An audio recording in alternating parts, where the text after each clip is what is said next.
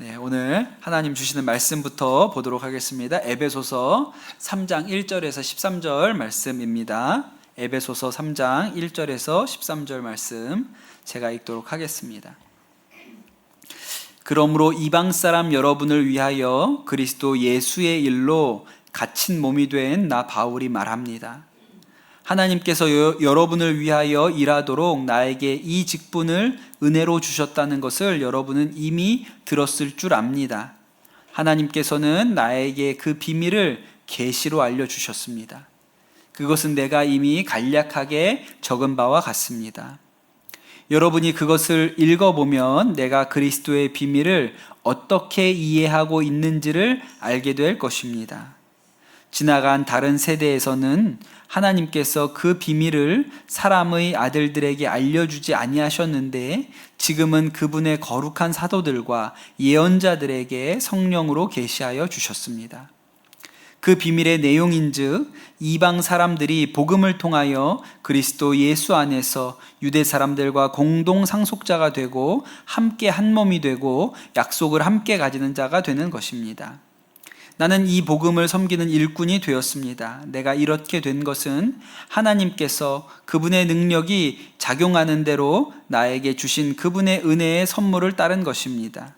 하나님께서 모든 성도 가운데서 지극히 작은 자보다 더 작은 나에게 이 은혜를 주셔서 그리스도의 헤아릴 수 없는 부유함을 이방인들에게 전하게 하시고 만물을 창조하신 하나님 안에 영원전부터 감추어져 있는 비밀의 계획이 무엇인지를 모두에게 밝히게 하셨습니다.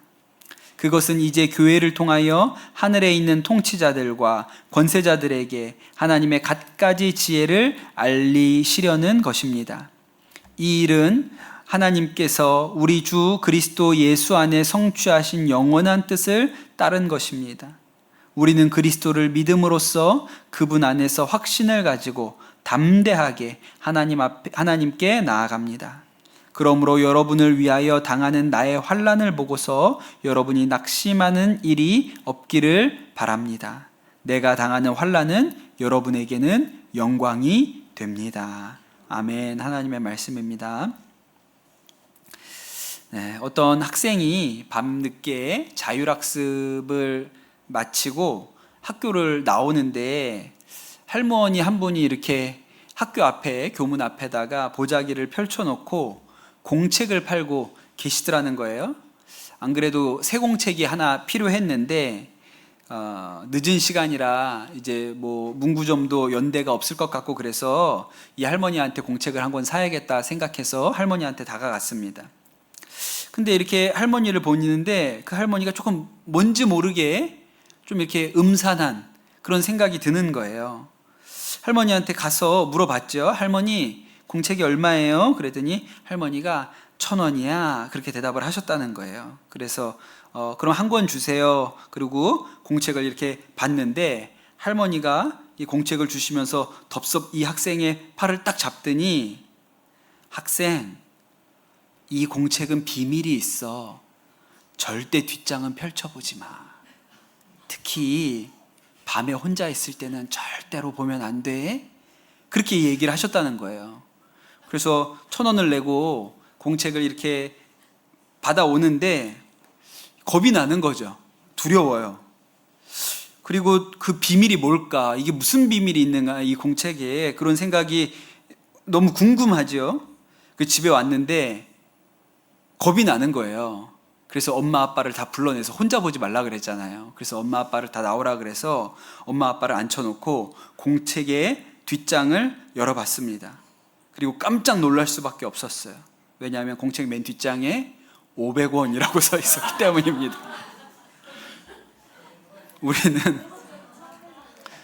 우리는 비밀이라 그러면 알아야지 견딜 수가 없어요. 비밀이라고 누가 비밀이라 그러잖아요. 그럼 꼭 알아야 된다고 그렇게 생각을 하죠. 그 2007년에 우리나라에 아주 인기 있었던 베스트셀러 중에 더 시크릿이라는 책이 있었습니다. 책 이름이 비밀이에요. 팔리겠어요? 안 팔리겠어요? 팔려요. 그 표지에 뭐라고 써 있었냐면 수세기 동안 단 1%만이 알고 있었던 부와 성공의 비밀, 이렇게 써 있었습니다. 엄청나게 팔렸어요. 그래서 2007년, 2008년까지 교보문고 베스트셀러 1위가 이 책입니다. 우리나라에서만 100만 부가 팔렸다 그러고 미국에서도 어마어마하게 팔렸는데 500만 부가 최단기간에 팔렸던 책이거든요. 저도 읽어봤어요. 플라톤, 레오나르도 다빈치, 아인슈타인 모두 이 비밀을 알고 있었기 때문에 성공할 수 있었다, 그렇게 자랑을 하는데 내용을 읽어보면 별게 없습니다. 말도 안 되는 얘기예요. 유인력이라는 게 있대요. 유인력이 뭐냐면 이렇게 끌어당기는 힘이라는 거예요. 그래서 우리가 어떤 것을 생각하잖아요. 그 생각한 것이 따라온다. 그러니까 당신들이 성공하고 싶으면 이루어질 때까지 계속 생각하라. 이게 비밀이에요. 구하라, 믿어라, 받아라, 어디서 많이 들어본 얘기 같죠. 예수님만 빼고 구하라, 믿어라, 받아라, 이렇게 한 거예요. 그래서 뭐라고 사람들이 얘기하냐면 1%만 아는 비밀이 아니고 그냥 성공한 사람이 1%다, 그렇게 얘기를 합니다. 근데 여러분, 이 책이 왜 100만 부나 우리나라에서 팔렸을까요? 비밀이라 그러니까. 우리가 어떤 생각이 있냐면 다른 사람이 모르는 걸 나는 꼭 알아야 된다, 이런 생각이 하나 있고요. 남들이 다 아는 걸 나만 모를 수는 없다, 이런 생각이 또 있죠. 그래서 비밀이라 그러니까 하여튼 사놔야 돼. 그래서 100만 부가 팔린 것이죠. 오늘 우리가 읽은 이 말씀을 보면 비밀이라는 이야기가 여러 번 나오거든요. 3절에 보면 하나님께서 나에게 그 비밀을 계시로 알려주셨습니다. 여러분, 누구를 이렇게 내 편으로 만들고 싶잖아요? 그럼 이렇게 얘기하면 딱 좋아요. 하나님께서 나에게 그 비밀을 계시로 알려주셨습니다. 그럼 사람들이 따라오겠어요? 안 따라오겠어요? 따라오죠. 네, 따라옵니다. 4절, 5절, 6절에 또 나와요. 4절에 그리스도의 비밀, 5절에 그 비밀, 또 6절에 그 비밀의 내용인즉, 이렇게 쭉 나온단 말이에요.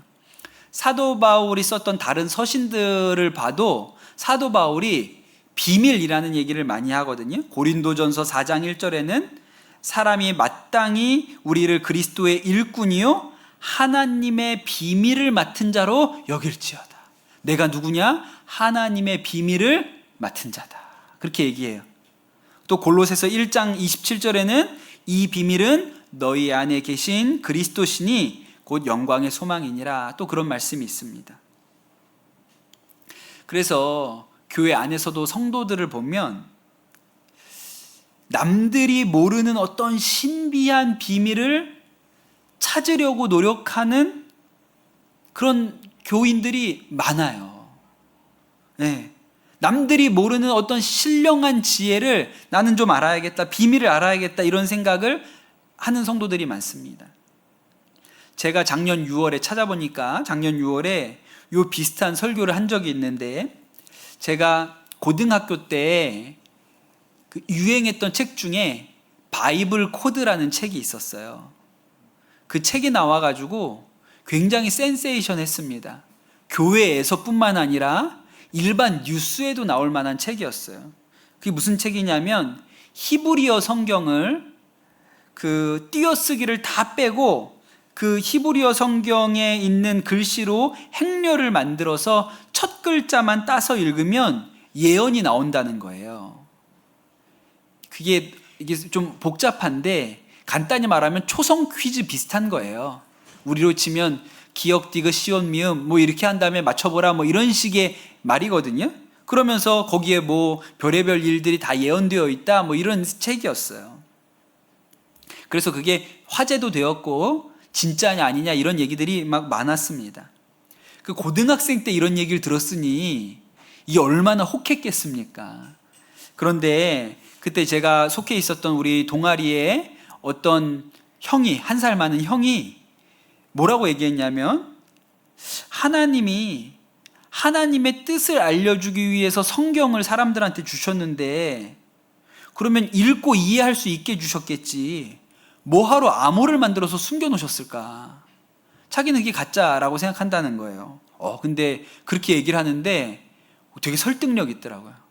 목사님 아드님이었는데 역시 뭔가 다르구나, 이런 생각을 제가 그때 하고, 하나님이 우리한테 성경책을 주셨으면 읽고 알게끔 주셨겠지, 모르게 뒤에 무슨 아무풀이로 주실 리는 없겠구나. 그래서 제가 그런 고민에서 이렇게 벗어난 적이 있습니다.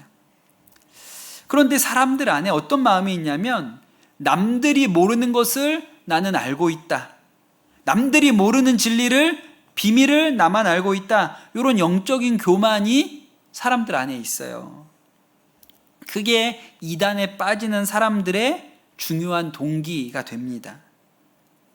이단 가보잖아요?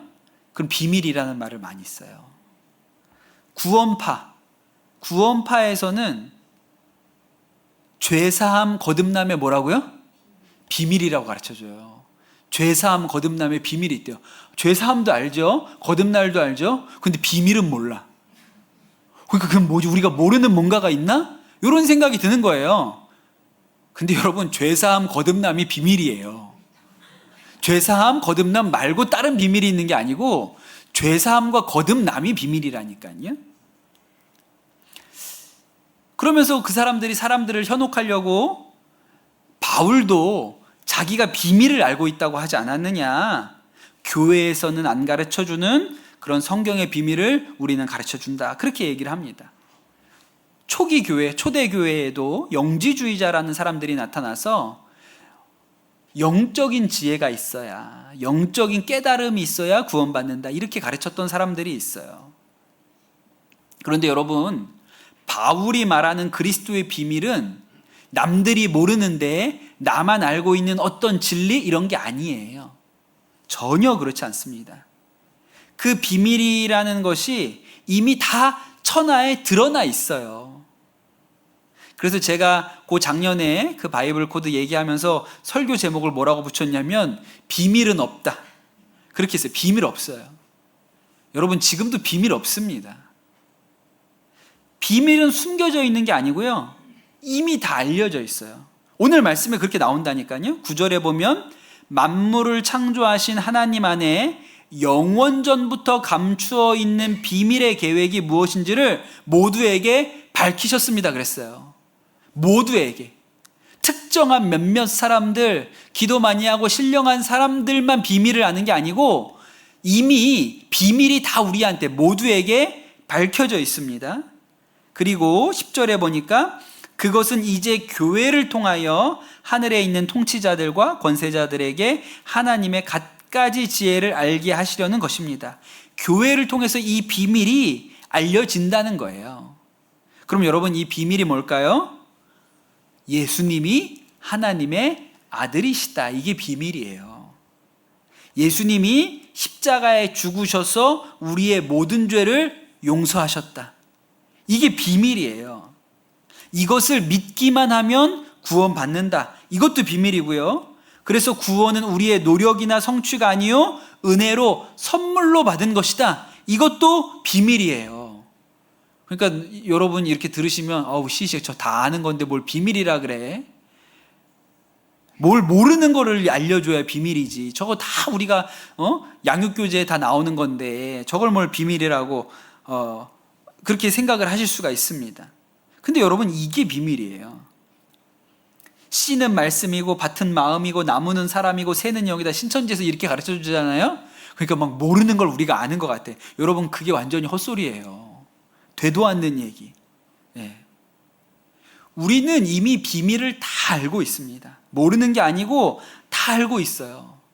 그런데 왜 비밀이라 그럴까요? 그러면 다 알고 있는데, 우리가 다 아는 건데 왜 비밀이라 그럴까요? 몇 가지 이유가 있어요. 첫 번째로, 우리는 지금 알고 있잖아요. 그런데 예수님 오기 전까지는 몰랐어요. 그래서 그 사람들한테는 그게 비밀이었어요. 우리는 예수님이 오신 이후에 성경을 가지고 있는 사람들이라서 우리는 다 알고 있는 거거든요. 그런데 그 예수님 오시기 전에, 성경을 가지기 전에 있었던 사람들, 구약에 있었던 사람들에게는 이게 비밀이었어요. 예를 들어서 이사야 53장에 이런 말씀이 있죠. 아주 유명한 말씀. 그가 찔림은 우리의 허물 때문이요 그가 상함은 우리의 죄악 때문이라. 그가 징계를 받음으로 우리는 평화를 누리고 그가 채찍에 맞음으로 우리는 나음을 받았도다 그랬어요. 그가 누구예요?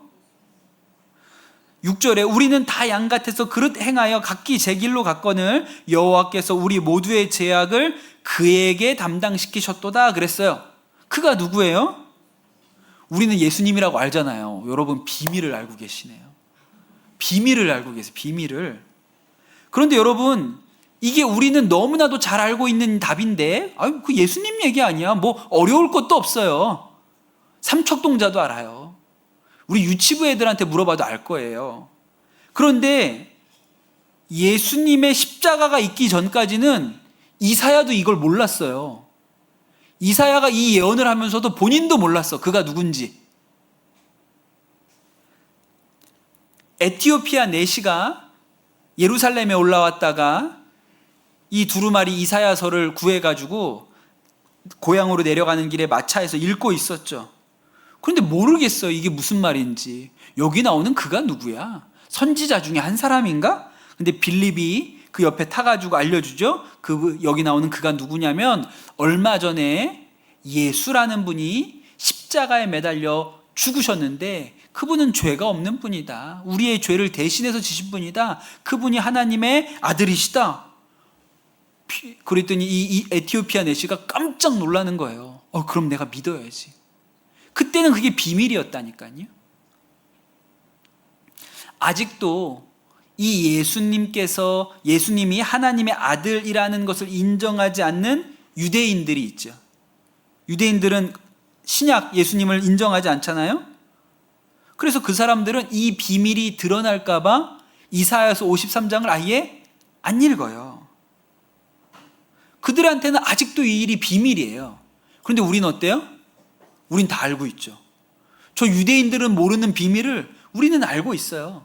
그래서 비밀이라고 하는 것입니다. 우리 좋아하는 찬양 중에 시온의 영광이 빛나는 아침에라는 찬양이 있잖아요.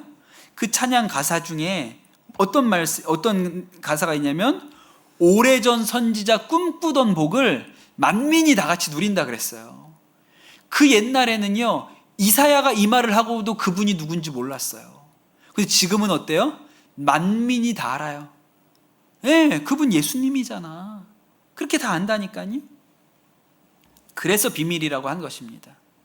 두 번째, 이 복음을 왜 비밀이라고 할까요? 다 알고 있는 것 같은데 왜 이 복음을 비밀이라고 할까요? 두 번째는 경험해 보지 않으면 이해할 수 없기 때문에 그래요. 오늘 말씀도 시작할 때 보면 사도 바울이 내가 지금 감옥에 갇혀 있다고 얘기를 합니다. 그리고 마지막에 뭐라 그랬어요? 오늘 읽은 말씀 13절에 보면 당신들이 내가 당하고 있는 환난을 보고 낙심하지 않았으면 좋겠어. 내가 당하는 환난은 여러분에게는 영광이 됩니다. 그렇게 이야기를 한단 말이에요. 사도 바울이 지금 감옥에 갇혀 있습니다. 왜 감옥에 갇혀 있어요? 복음 전하다가 감옥에 가게 된 거예요. 7절에 보면 뭐라고 나오냐면 나는 이 복음을 섬기는 일꾼이 되었습니다. 내가 이렇게 된 것은 하나님께서 나에게 주신 그분의 은혜의 선물을 따른 것입니다. 그랬어요. 그러니까 바울이 복음 전하다가 감옥에 갇혀 있거든요. 그런데 이렇게 복음을 전하는 일꾼이 된 것이 선물이라는 거예요. 감옥에 갇혀 있는데 감옥에 갇혀 있는 게 하나님의 선물이라고 얘기하는 거예요. 그래서 비밀이죠. 왜요? 이해가 안 되니까. 아니 감옥에 갇혀 있는데 뭐가 그렇게 좋아? 감옥에 갇혀 있는 게 왜 선물이야? 예수님을 모르면 이게 이해가 안 되는 거예요. 그래서 바울이 뭐라고 얘기해요? 이게 비밀이라고.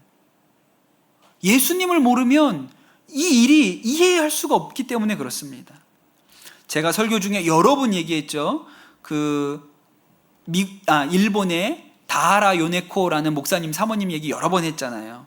고등학생 때 어머니가 돌아가시고 나니까 삶에 의미가 없다 생각해서 철길로 뛰어들어서 자살 시도를 하지요. 다행히 목숨을 건졌는데 두 다리가 없어졌고 팔도 하나가 없어졌습니다. 한 팔에 손가락 3개만 남았어요. 그리고 깨어났는데 병원에서 그 자신의 그 망가진 몸을 보고 다음번에는 절대 실수하지 말고 죽어야겠다, 이렇게 마음을 먹었는데 예수님을 만나잖아요. 그리고 자신에게 복음을 전해줬던 청년과 결혼도 하고 아이도 낳고 목사님 사모님으로 교회를 섬기면서 주의 일을 하시다가 돌아가셨어요. 그분이 자신의 삶에 대하여 책을 남기셨죠. 제목이 뭐라 그랬습니까? 산다는 것이 황홀하다. 아니, 2다리와 한 팔을 잃고 남은 거는 한 팔밖에 없는데 3손가락만 남았는데 산다는 것이 황홀하다. 여러분 이해가 되십니까? 그런데 예수 그리스도 안에 있으면 그렇구나 알아지는데, 예수님 밖에 있으면 저 사람 뭐 하는 사람인데 어떻게 저렇게 살면서 산다는 게 황홀하다고 말할 수 있지? 이해가 안 되는 거예요. 그래서 비밀이라고 얘기하는 것입니다. 우리 교회에 와서 간증하셨던 김선경 집사님, 아주 중증 장애를 가진 아이를 지금 이 딸을 8년이 넘게 지금 키우고 계시죠. 이 아이 때문에 외출도 한번 제대로 하기가 쉽지가 않고 잠자는 것도 언제 한번 푹 잡을 수가 없어요. 우리가 그런 삶을 옆에서 지켜보면 저렇게 어떻게 살지? 이렇게 생각을 합니다. 너무 힘들겠다 이렇게 생각하죠. 그런데 이 집사님은 감사하다 그래요. 아이가 살아있는 것, 지금까지 이렇게 옆에 있는 것이 감사하고, 이 아이 돌보면서 하나님께서 때마다 새 힘을 주시는 것, 그게 감사하다고 얘기하지 않습니까? 그런데 사람들이 뭐라 그래요? 어떻게 저렇게 살아?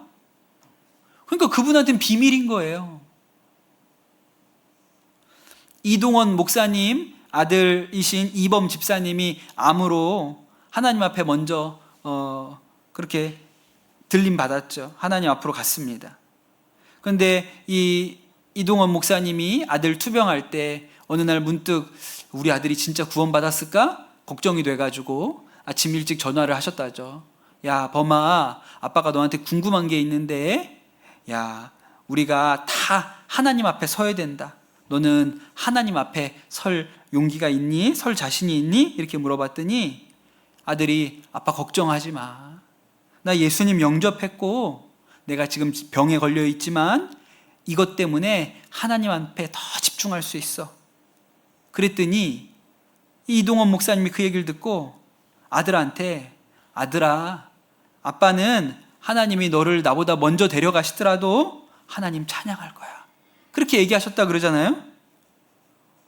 이걸 누가 이해해요? 예수도 모르고 영생도 모르고 복음도 모르는 사람이 있다면 이걸 누가 이해할 수 있겠어요? 아들이 암에 걸려서 죽어가고 있다는데 아빠가 하나님 찬양한다 그래요. 그런데 여러분, 복음에 진리의 눈이 열리면 어떻게 생각하죠? 아멘입니다. 아멘입니다. 그렇게 되잖아요. 그래서 비밀이에요. 예수님을 안 만나면 이해가 안 되니까.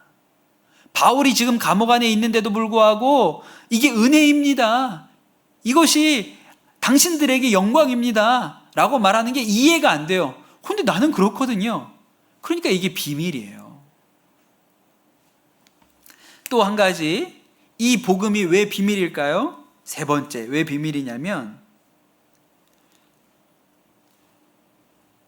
이 복음을 통하여 드러난 하나님의 사랑을 우리가 어떻게 설명하려고 노력을 해봐도 설명이 잘 안 된다는 거예요. 말로 이것을 설명해내기가 너무 어려운 것이죠. 여러분, 사람의 말에는요 한계가 있습니다. 제가 여기서 말한다고 여러분이 제가 말하는 걸 다 알아듣는 게 아니에요. 말에 한계가 있어요. 여러분, 우리가 말로 하나님을 어떻게 다 설명할 수 있습니까? 그 비트겐슈타인이라는 아주 유명한 철학자가 있는데 그분이 한 얘기 중에 언어의 한계가 세계의 한계라 그랬어요. 우리는 말하는 것만큼만 세상을 볼 수 있어요. 이해할 수가 있어요. 그런데 이 말이 다 설명해낼 수가 없습니다. 예를 들어서 여러분, 천국을 어떻게 설명할 수 있죠? 천국을 어떻게 설명해요? 요한계시록에 보면 천국에 대해서 그 성의 빛이 지극히 귀한 보석 같고 벽옷과 수정같이 맑더라 그랬어요. 그래서 우리가 천국 하면 황금길이 깔려 있어요. 그렇죠? 그리고 보석으로 지어진 집이 있어요. 그걸 천국이라고 생각하거든요. 여러분, 그게 무슨 천국이에요? 에버랜드지. 그게 무슨 천국이에요? 황금길에 보석으로 집이 치장되어 있어요? 헨델과 그레텔은 과자로 만들었다며요. 그게 무슨 천국이에요? 천국에 가면 진짜 황금길일까요? 그럼 황금이 무슨 의미가 있어요? 황금이 희소해서 의미가 있는 건데 길이 다 황금으로 깔려 있으면 그게 무슨 의미가 있냐고요. 근데 왜 이렇게 설명해요? 설명할 다른 방식이 없으니까. 좋은 건데, 되게 귀한 건데. 그래서 우리가 글 없는 그림책의 첫 장이 뭐예요? 전도할 때 쓰는 첫 장이 색깔별로 복음을 설명하게 되는데 첫 장이 황금색이잖아요. 하나님 나라가 이 금처럼 좋아. 그 얼마나 말도 안 되는 설명이에요. 근데 그렇게밖에 설명이 잘 안 되니까, 우리한테 제일 귀하다고 하는 게 금이니까 그냥 그렇게 설명을 해보는 거죠. 그럼 여러분, 지옥은 어떻게 설명할 수 있어요? 예수님도요, 지옥을 설명해 주는 게 어려워요. 예수님이라고 쉬운 게 아니에요. 예수님이 지옥을 뭐라고 하셨냐면 지옥은 꺼지지 않는 불이 있는 데라고 얘기를 하셨어요. 꺼지지 않는 불이 있는 데라고. 그래서 네 손이 범죄하거든 잘라버려라. 손 없이 천국 가는 게 낫다. 지옥에 가는 것보다 천국에 가야 된다. 눈이 범죄하거든 눈을 빼버려라. 눈을 가지고 지옥불에 떨어지는 것보다 눈을 빼버리고 천국에 가야 한다. 천국은 꺼지지 않는 불이다. 그렇게 얘기를 했거든요. 그리고 나서 또 애매한 얘기를 한마디 더 하시는데 뭐라고 얘기하셨냐면 거기는 구더기도 죽지 않는다. 구더기도 죽지 않고 불도 꺼지지 않는다. 그런 말씀을 덧붙이셨어요. 그래서 이 말씀을 보고 누가 하는 말이 지옥불이 그렇게 뜨거운 건 아닌가 봐. 왜? 구더기가 안 죽잖아. 구더기가 안 죽을 정도인데 뭘 그렇게 뜨겁겠어? 그렇게 뜨거운 건 아닌가 봐. 이렇게 생각을 한다는 거예요. 이게 언어의 한계예요. 근데 이 설명을 제가 한 게 아니고 예수님이 그렇게 했다니까요. 예수님이 설명을 해줘도 사람들이 못 알아먹습니다. 구더기가 안 죽는다는 뜻이 덜 뜨겁다는 거예요? 거기는 고통이 끝나지 않는다는 뜻이죠. 죽음이 없기 때문에 고통을 끝낼 방법이 없다는 설명을 하는 거예요. 근데 어떻게 해요? 못 알아들어요. 이게 언어의 한계거든요. 그래서 우리가 흔히 우리의 마음을 누군가한테 이렇게 표현하려고 할 때 언어가 한계가 있으니까 어떻게 이 마음을 표현할 수 있습니까? 비유라는 걸 쓰거든요. 노래 가사를 보면 그런 표현들을 잘 해놨죠. 여름만 되면 라디오에서 자주 나오는 노래 중에 여름아 부탁해라는 노래가 있습니다. 이 노래의 내용은 해변에서 만난 아름다운 여인에게 구애하는 그런 내용이거든요. 근데 제가 이 노래를 왜 기억하냐면 거기 아주 인상적인 가사가 한마디가 나오는데 이런 가사가 있어요. 그대를 가질 수 있다면 담배라도 끊겠어요. 이런 가사가 있어요. 거의 최상급 아닙니까? 내가 당신을 얻을 수만 있다면 그렇게 10년 피던 담배도 20년 피던 담배도 끊을 수가 있어요. 이건 제가 볼 때 최상급이에요. 최상급. 진짜 좋아하는구나. 그런 느낌이 오죠. 또 어떤 노래는 이별의 아픔을 설명하는데 뭐라고 설명했냐면 얼마나 이별의 아픔이 크고 고통스러운지 총 맞은 것처럼 아프다 그래. 총 맞은 것처럼. 그런 노래도 있어요. 대체로 이런 표현이 어때요? 과장이에요. 과장. 지가 아무리 좋아도 담배 못 끊어요. 지가 무슨 담배를 끊어요. 잠깐 안 보일 때 숨어서 피겠지. 그리고 아무리 아파도 이별해서 아무리 아파도 무슨 총 맞은 것처럼 아파요. 지가 총이나 한번 맞아봤나? 안 맞아봤으니까 하는 소리지. 총 맞은 게 얼마나 아픈데. 다 다 과장하는 거죠. 근데 그렇게 과장함으로 우리의 마음을 표현하는 거예요. 그런데 여러분, 우리가 하나님의 사랑은 어떻게 표현합니까? 찬송가 304장에 그 크신 하나님의 사랑 말로 다 형용할 수 없다 그러잖아요. 말로 못한다니까. 하나님 사랑이 얼마나 큰지 말로 다 형용할 수 없어요. 그러면서 그래도 억지로 표현을 해보자면 어떻게 표현해요? 하늘을 두루마리 삼고 바다를 먹물 삼아도 하나님의 사랑을 다 기록할 수 없겠네, 이렇게 표현했죠. 이게 과장입니까? 근데 여러분, 하나님에 대해서는 과장이 아니고 축소예요. 그렇게 설명할 수 있는 사랑이 아니에요. 그러니 여러분, 설교자가 아무리 말을 잘하고 정말 D.L. 무디 같이 세계적인 설교자라고 하더라도 하나님의 사랑을 말로 표현하려고 하면 어려운 거예요. 그걸 어떻게 설명할 건데요?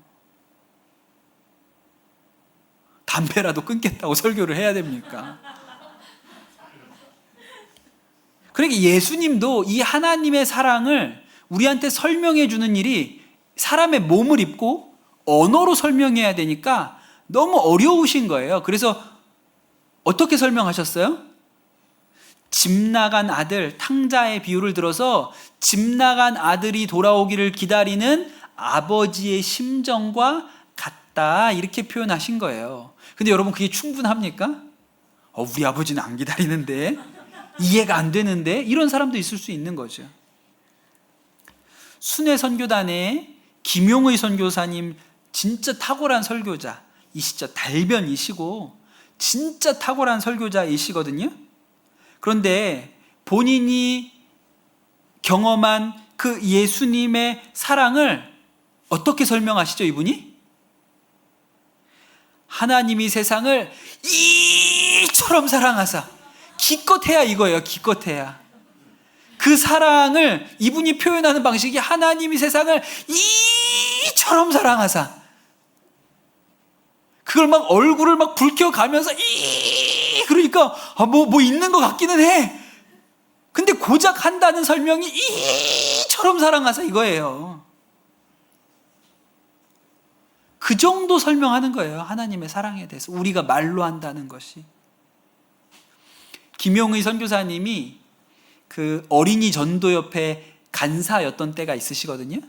사역 초창기에 강원도에서 제가 알기로는 그 영동 지역 지부장을 하셨다고 알고 있는데, 그때 강원도의 어느 시골 마을을 차를 타고 지나가고 계셨다는 거예요. 겨울이었는데 시골 장터를 지나가는데 어떤 아이 하나가 그냥 정처 없이 장터를 떠돌고 있는 것을 봤어요.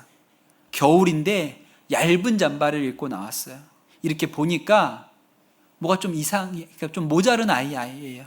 그냥 방치된, 아무도 눈길을 주지 않는 시장에서 그냥 할 일 없이 그냥 집에 있으면 자기도 모르는 답답함이 있겠죠. 외로움이 있겠죠. 그래서 그냥 사람들 틈바구니를 그냥 막 헤집고 다니는, 이렇게 지적으로 좀 모자른 그런 아이인 거예요. 근데 그 겨울에 차를 타고 지나가다 이 아이를 봤는데 마음이 너무 아픈 거예요. 하나님이 저 아이도 사랑하시는데. 그래서 차를 세우고 나가서 따뜻한 국밥 하나를 사준 게 아니라 복음을 전하셨다는 거예요. 근데 이 아이가 모자르니까 이해를 못해요. 알아듣질 못해요.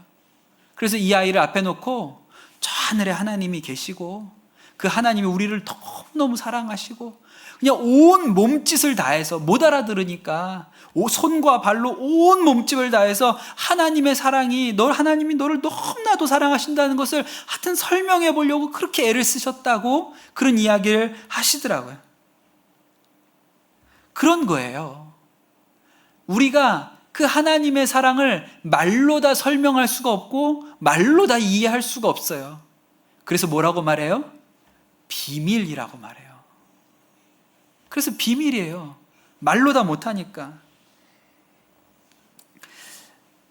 여러분, 우리가 아무리 세상 없는 말로 표현한다고 한들 하나님의 사랑을 얼마나 표현할 수가 있겠습니까? 다 설명할 수 없기 때문에 비밀이 된 것이죠. 제가 이번 한 주간 이 에베소서 3장 말씀을 묵상하고 설교 준비하면서 내내 제 마음을 사로잡았던 찬양이 하나 있는데 옛날 찬양입니다. 그 옛날에 제가 청소년 더 어렸던 시절에도 이 찬양을 좋아하기도 했고 이렇게 뭔지 알 수 없는 감동이 있었어요. 근데 오늘 제가 이 설교 준비하면서 이 감동이 이렇게 깨달아지는 느낌을 경험을 했습니다. 송명희 시인이 가사를 쓴 예수 그 이름이라는 찬양이 있어요. 아마 다들 아실 겁니다. 송명희 시인이 이 비밀이 되신 예수 그리스도의 의미를 누구보다 잘 이해하는 분이라는 생각이 들었어요. 의사의 실수로 뇌성마비 장애인이 됐습니다. 사지를 마음대로 쓸 수 없는 그런 형편으로 하나님을 저주하면서 그렇게 청소년 시절을 보냈어요. 그러다가 하나님을 뜨겁게 경험하고 예수님이 그의 심령 가운데 들어오고 그가 하나님을 사랑하고 찬양하는 마음을 담아서 수많은 시를 써냈습니다. 그러니 여러분, 예수님 모르는 사람이 보면 이해가 안 되는 거예요. 아니 뭐가 좋아서 저렇게 찬양을 해? 뭐가 좋아서 저렇게 글을 써? 아니 저 사람은 뭐가 좋아서 저렇게 감사하다는 거야? 이해가 안 되는 거예요. 그러니까 비밀이죠. 이해를 못하니까. 이 송명희 시인이 예수 그 이름이라는 시를 쓰게 된 사연을 이렇게 말합니다. 어디에서도 들어보지 못한 진리의 비밀을 알고 보니 성경 읽기가 즐거워졌다. 20번 이상 통독을 한 후 성경의 실체를 파악하게 되었다. 성경의 실체는 바로 예수 그리스도였다. 예수 그리스도의 구속의 은혜는 값없는 은혜라 하여 가볍게 여길 만한 것이 아니었다. 값이 너무 커서 그 값을 붙일 수 없다는 것을 깨닫게 되었다. 은혜의 값은 예수 그리스도의 죽으심이었다. 그래서 나는 감격하여 울면서 성경을 볼 때가 많았다. 가슴이 터질 것 같았다. 사도 바울처럼 이 비밀을 전하고 싶었으나 전할 사람이 없어 깨달은 말씀을 여기 노트에 기록해 놓았다. 아브라함과 모세, 다윗 같은 사람들도 그 비밀을 알려고 힘썼다. 그러나 베드로 전서에서 그들은 그림자로만 알았다고 했다. 그런데 내가 이 놀라운 비밀을 알게 되었다니 그것은 대단한 축복이었다. 아무도 알려주지 않는 이 고상한 지식을 보잘것없고 무식한 나의 눈을 열어 주님이 친히 알려주셨다는 기쁨에 마음이 격해서 한동안 울었다. 그리고 나서 이 찬양을 가사를 쓴 것이죠. 바울이 이 에베소 교인들에게 하고 싶었던 말이 무엇입니까? 하나님의 사랑이 얼마나 풍성한지 너네가 알았으면 좋겠다. 예수 그리스도를 통해서 주신 그 은혜의 풍성함을 내가 깨달은 것만큼 너희들도 좀 깨달았으면 좋겠다. 내가 누리는 것처럼 에베소 교회 교인들도 다 같이 그 사랑의 풍성함을 누리면 너무 좋겠다. 그래서 에베소서를 쓴 것이죠. 바울이 이렇게 얘기합니다. 8절에 하나님께서 모든 성도 가운데서 지극히 작은 자보다 더 작은 나에게 이 은혜를 주셔서 그리스도의 헤아릴 수 없는 부유함을 이방인들에게 전하게 하시고, 제일 작은 나에게, 송명희 시인이 했던 고백하고 똑같이 지극히 작은 자보다도 더 작은 나에게 이 은혜를 주셔서 그리스도의 헤아릴 수 없는 부유함을 이방 사람들에게 전하는 통로가 되게 하셨다. 그가 자신의 삶에 대해서 그렇게 이야기합니다. 저는 오늘 우리 강남 선원목자교회 모든 성도들도 그 사랑의 풍성함을, 그 크고 감격스러워서 도저히 말로 설명할 수 없는 그 비밀이 여러분의 것이 되시기를 예수님의 이름으로 축복합니다. 설명할 수 없지만 우리 마음에 누려지는 감격, 그래서 비밀이라고 말할 수밖에 없는 그 은혜가 오늘 기도하는 가운데, 찬양하는 가운데, 모든 성도들 가운데 부어지시기를 축복합니다. 우리 같이 찬양합시다. 예수 그 이름 함께 찬양하고 기도하겠습니다.